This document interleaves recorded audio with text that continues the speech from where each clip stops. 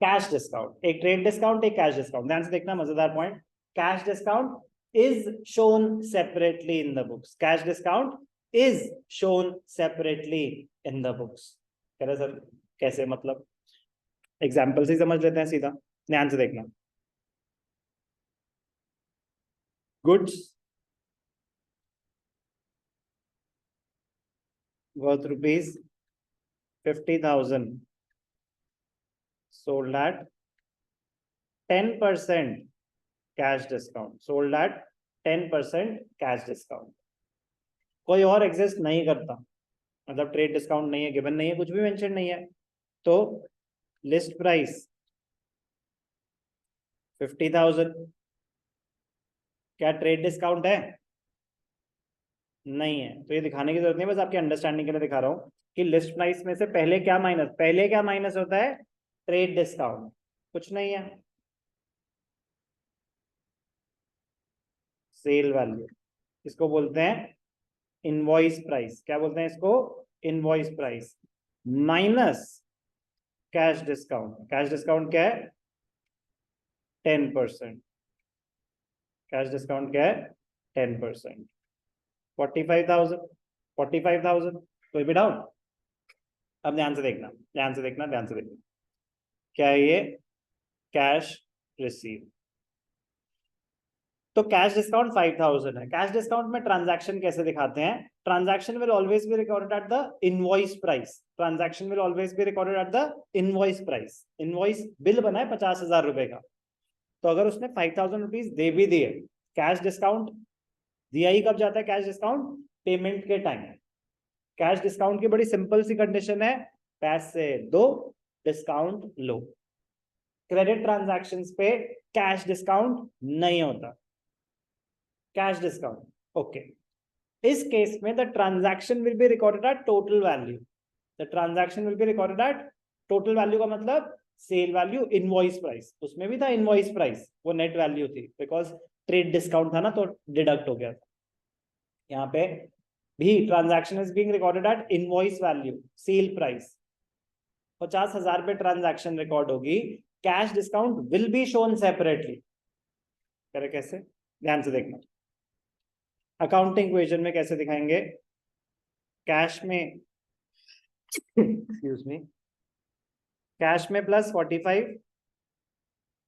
Stock में से कुछ मेंशन नहीं है तो 50,000 का ही सामान मानूंगा, माइनस 50, लॉस हुआ है आपका कितने का?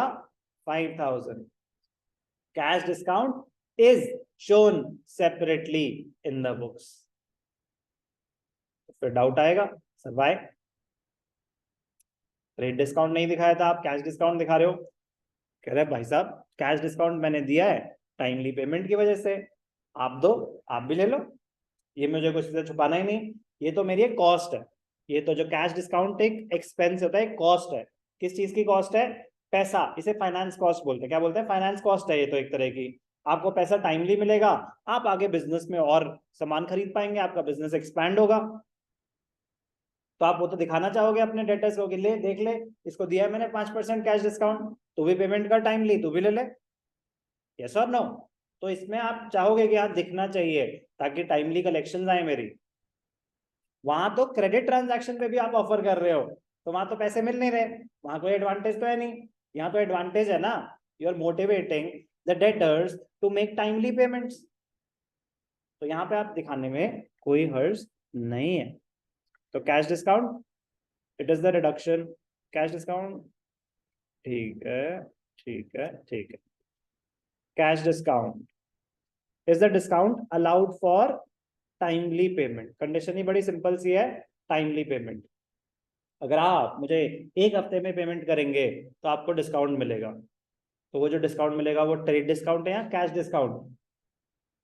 अगर आप मुझे एक हफ्ते के अंदर अंदर पेमेंट करेंगे तो आपको डिस्काउंट मिलेगा। ये डिस्काउंट ट्रेड डिस्काउंट है या cash discount? Cash discount. The condition is timely payment, क्योंकि अगर आप मुझे एक हफ्ते में पेमेंट नहीं करेंगे तो मतलब नहीं मिलेगा। ट्रेड डिस्काउंट अगर एग्जिस्ट करता है क्वेश्चन में तो वो मिलेगा ही मिलेगा, कैश ट्रांजैक्शन है या क्रेडिट ट्रांजैक्शन है, उससे फर्क नहीं पड़ता। कोई doubt? It is an expense for the party allowing the discount. तो जो डिस्काउंट अलाउ कर रहा है उसके लिए वो एक एक्सपेंस है, और जो डिस्काउंट रिसीव कर रहा है उसके लिए इनकम है। It is recorded in the books of account and in the books of both purchaser and seller. They show it separately.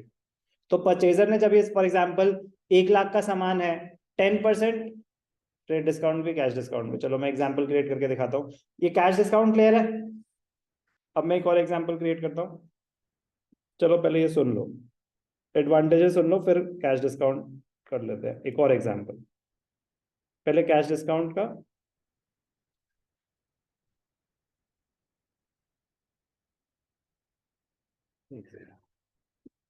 एक सेकंड, क्या हाँ ये एडवांटेजेस छोड़ देते हैं, डिबेट में भी कर नहीं रहा, जर्नल में करेंगे। ठीक है, ठीक है। एक एग्जांपल क्रिएट कर रहा हूँ।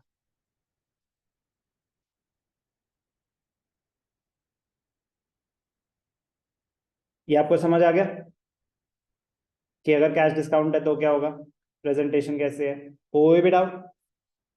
ठीक है, फिर कैश डिस्काउंट को पहले क्लोज कर देते हैं, फिर कंबाइंड क्वेश्चन करा दें कि ट्रेड डिस्काउंट और कैश डिस्काउंट एक साथ आ जाए तो क्या होगा। क्यों देते हैं ये कैश डिस्काउंट, क्या फायदा कैश डिस्काउंट देने का, मत दो इनको कोई discount. Seller of goods realises the sales amount promptly, realise मतलब कलेक्शंस फास्ट हो जाती हैं। Cash discount is allowed to encourage a debtor to pay within a specified time period. पैसे आएंगे, आप बिजनेस कर पाएंगे। Possibility of bad debts is reduced, collection जल्दी हो जाएंगी तो रिसीवेबल्स कम होंगे, रिसीवेबल्स कम होंगे तो बैड डेट्स की प्रोबेबिलिटी लो हो जाएगी। Improves the cash flow which can be better utilize, पैसा आएगा तो आगे बिजनेस चलाने में काम आएगा। Early payment results in higher cash discount this increases income. मैं अगर पेमेंट करूंगा किसी को टाइमली तो मुझे भी तो फायदा हो रहा है, मुझे कैश डिस्काउंट मिल रहा है, डिस्काउंट मिल रहा है तो मेरी इनकम है, मेरी प्रॉफिटेबिलिटी बढ़ेगी।